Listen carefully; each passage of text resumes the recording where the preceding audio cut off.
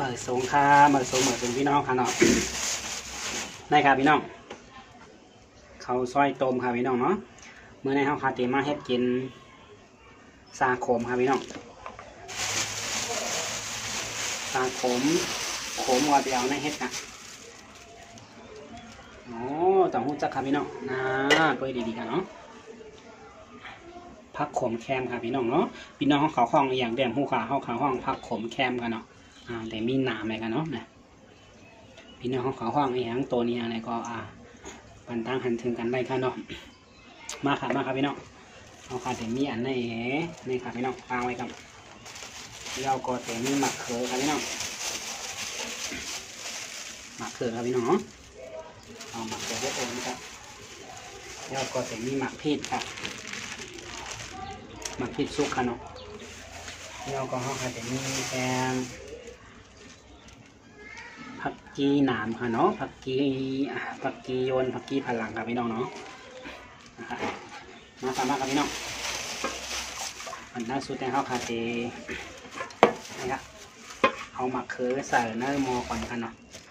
นะครับพี่น้องหมักเขือข้าวคาเตแต๊บเป็ดอันนี้อินตังไพ่กันเนาะที่มาต้มหมักเขือต่างครับพี่น้อง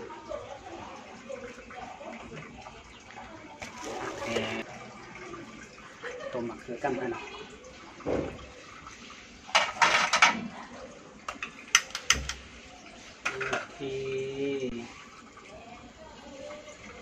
เอาผัดต้มหมักเขือผัดกั้มครับพี่น้องนะติดต้มหมักเขือไว้กั้มครับพี่น้องมาส่งครับพี่น้องเย้าก็เขาคาตีเสือจอมเนี่ยค่ะเนื้ออินครับพี่น้องเนาะเนื้อหมูค่ะเนาะซอยเนื้อหมูวางไว้กันครับพี่น้องเนื้อได้เขาคาตีต้มครับพี่น้องเนาะ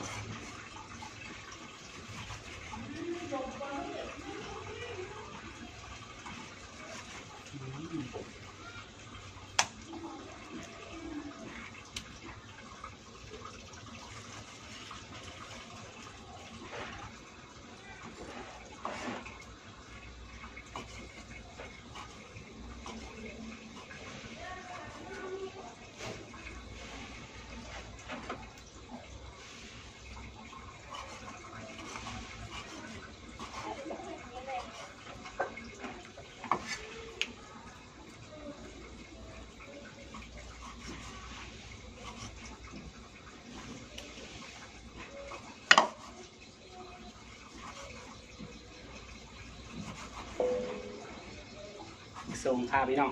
นี่ค่ะพี่น้องเนื้อซอยทำกันเนาะนี่ค่ะพี่น้องเอาค่ะอันนี้เอาค่ะดีต้มค่ะพี่น้องต้มเนี่ยเปิดใส่รอซาขมค่ะเนาะเอาค่ะดีซอยกินน้ำค่ะพี่น้องเนาะซอยกินน้ำมาไว้ใส่ค่ะพี่น้องอันนี้ได้ใส่ไข่หอมค่ะพี่น้องเนาะเอาไอหอมค่ะ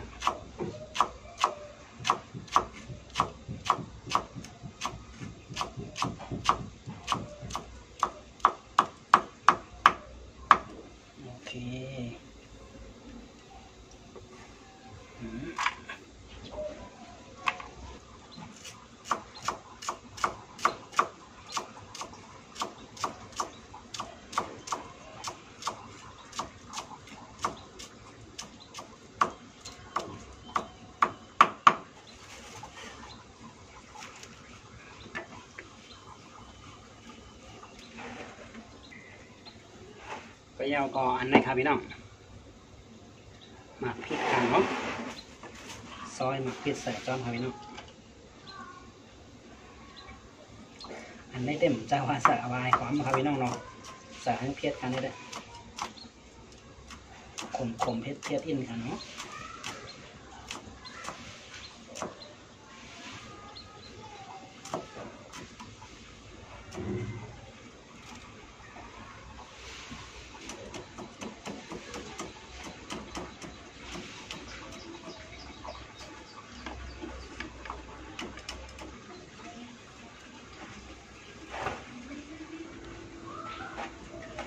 มาส่งค่ะ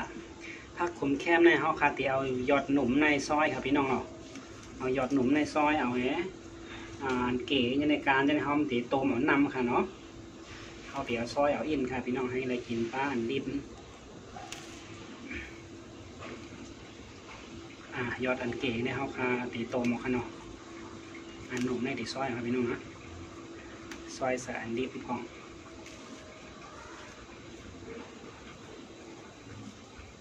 ของแคมนะครับพี่น้องด้วยเนาะหนุ่มดีนะครับ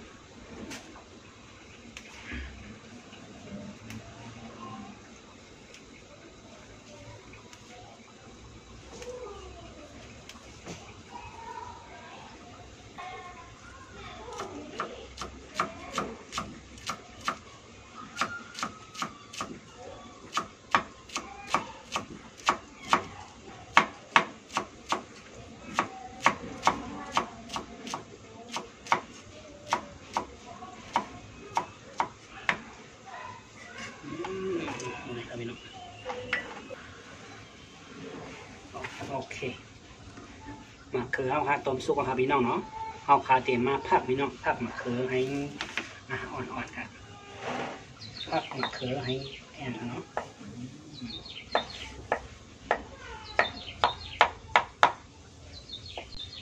ไม่ครับพี่น้องไม่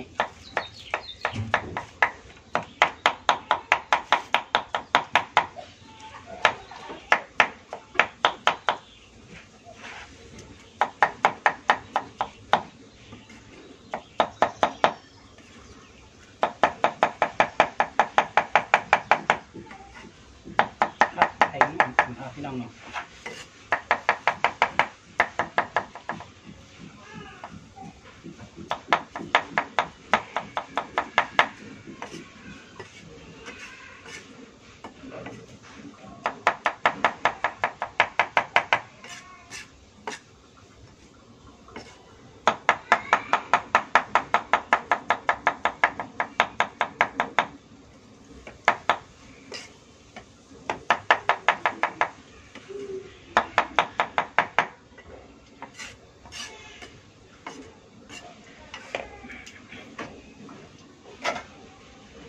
พี่น้องก็ใส่หวานไว้ครับพี่น้อง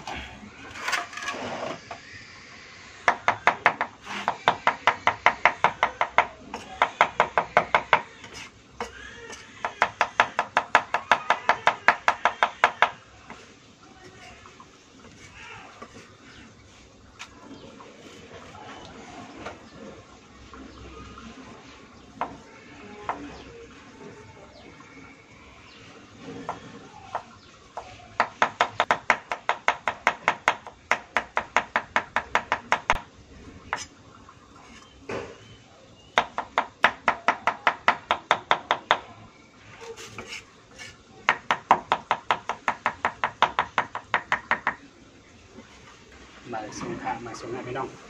เอาค่ะไปต้มผัดอันนี้ค่ะพี่น้องเนาะต้มผัดแคมค่ะผักขมแคมค่ะเลยต้มไม่เอาค่ะเนาะต้มเอาน้ำค่ะน้ำเดี๋ยวเขียวขมๆไหมค่ะเนาะ